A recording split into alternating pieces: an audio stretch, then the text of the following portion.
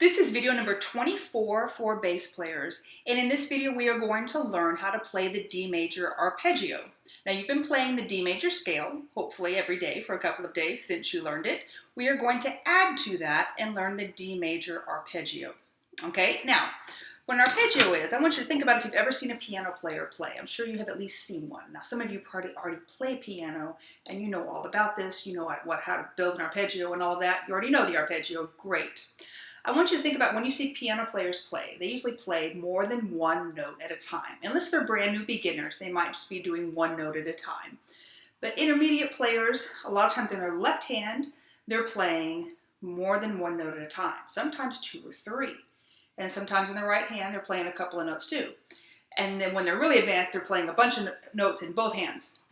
On the left hand, and these intermediate players, they are playing what's called a chord. Now you can't just go on a piano and pound out a bunch of notes at once and call it a chord. Only certain notes will sound good together. Now this chord is C-H-O-R-D, it's a musical chord, okay? And only certain notes are going to sound good together. When you take that chord and play one note at a time, that's called an arpeggio, okay? So can we play chords on our instrument? On bass, boy, it's really, really difficult. That's not something you would learn for a super duper duper long time, okay? It's a little bit easier on violin and viola and even a little bit on cello, but that still is a very advanced level of playing where you're actually playing chords.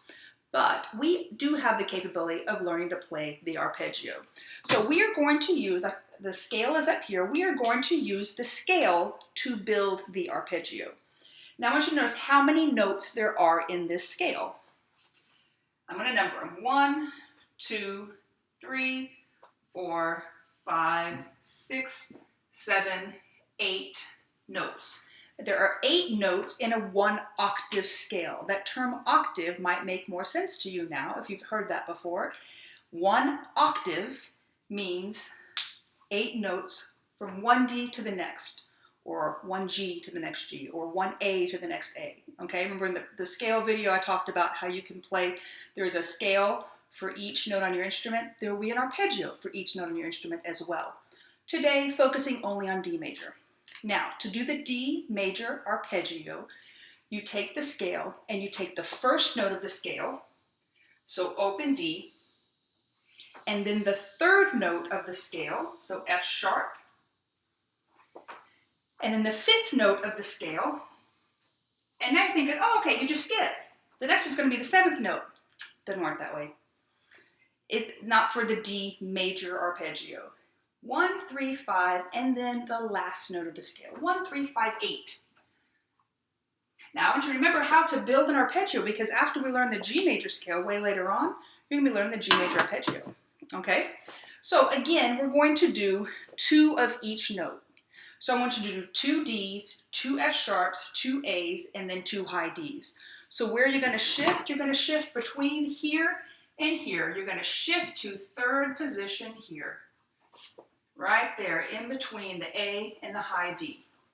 Now I kept this on here for a reason, because in a minute we're going to play the scale followed by the arpeggio right after. Okay, that's why I kept that on there.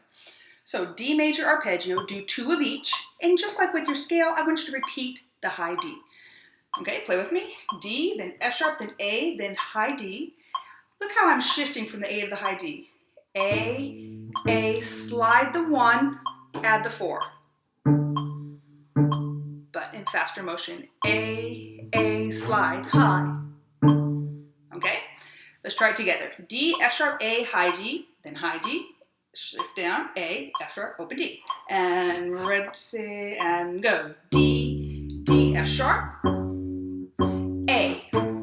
Slide up, high D. High D, now slide down, A. What's next? F sharp, open D. So just like with scales, arpeggios go up and down. Let's try that again. D, then F sharp, then A, then high D, then A, then F sharp, then open D. With me. And red, sit, and go. D, 2 of each. F sharp. What's next? A. What's next? Slide high D. Repeat the high D. Back to A. sharp, open D. Don't forget to think ahead. While I'm playing that F sharp, I'm thinking about, if I'm going the way up, what's next? My A's next. While I'm playing that A, I'm thinking, I gotta shift and get to high D. While I'm playing that high D, I'm thinking about, I gotta shift back down and get to the A. Always think ahead. Now, I want you to do the scale and the arpeggio without stopping in between, doing 2 of each note and repeating the high D.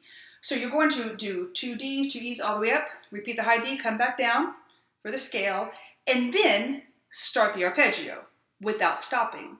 So what does that mean for these open Ds in between? You're going to be playing 4 of them, okay? Because 2 of them are finishing the scale, and the next 2 are starting the arpeggio without stopping. All right, try that with me. D major scale and arpeggio. 1, 2, ready, scale, go. D, now E. Next, F sharp. Next, open G. Next, A. Now I'm thinking about shifting, and now I shift. C sharp, high D. Now high D, C sharp. I'm thinking about shifting. Shift. B, A, open G. Be ready for F sharp. Now we're finishing up the scale. This is the end of the scale. Now the arpeggio. Now open D for F. Now F sharp. Now next is A. Slide shift. High D. High D. Come back down for A. F sharp.